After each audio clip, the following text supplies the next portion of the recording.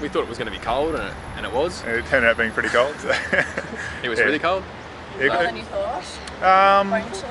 No, there was a couple of days where, like when the sun was out, it wasn't too, you could put up with it, but there were a couple of days where the sun went away and the wind picked up and you really knew about it, because you try to dress in the morning for what you think the day's going to be like. So if it's overcast, you'll put an extra layer on, and you can't really stop and take it off. So you sort of dress down for it. You usually dress down and be cold, a little bit colder, and that day everyone thought it was going to be relatively warm, and so yeah, it was pretty cold when the wind came, when the front came through. So yeah, we were lucky enough to have Eric as our guide, and he's been to the South and North Pole like 20 times. I think it's his 20th time. But we did a stint in Norway, went to Iceland as well, and did some sort of just to get familiar with the conditions and skiing. And we did some altitude stuff in Telluride, Colorado as well. So we travelled around a bit. So we were exposed to a whole heap of different people from that fraternity, and the guides are extremely experienced from all teams. So they always gave us their tips and things like that. So we just did what they told us to do. It's good. Like it's like the first time we went out in Iceland, it was in a blizzard in some pretty ordinary conditions, and you realise the gear works well there. And so the first day we went out in Antarctica, even though we're down on the coast, it wasn't that cold, but the weather was real bad. And you go out and wear your goggles and your full face mask, and you just realise, it's not.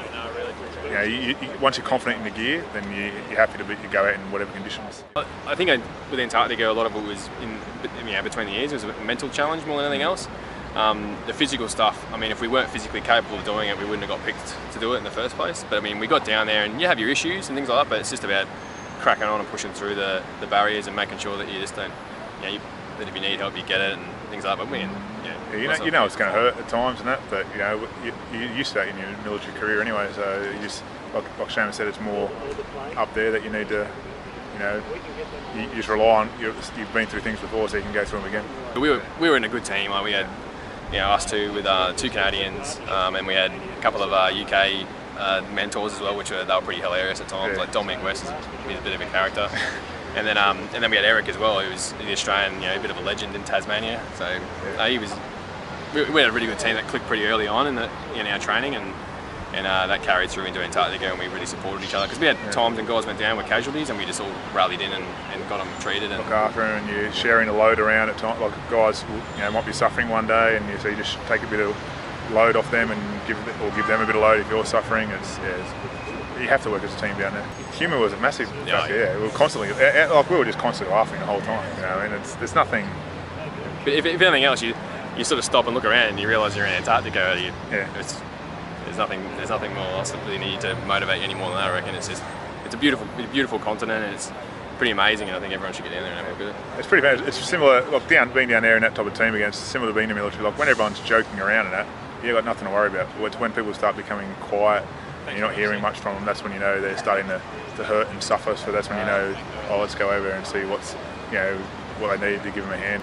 The way that the race turned out, and then we went down there together, it was just good to reach the South Pole with that group of people. We've been through so much together. We trained up over 12 months, and some people got really quite emotional about it, and some people were just satisfied with it. And even just like Heath said, the charity people, to see that the effort that they put into it come to fruition and be completed finally. It was good. It was just good to be around that group, and just go around. A little bit sad in the same way, because that's all over. So it's like, it's finished. So now, what are we going to do now? Yeah.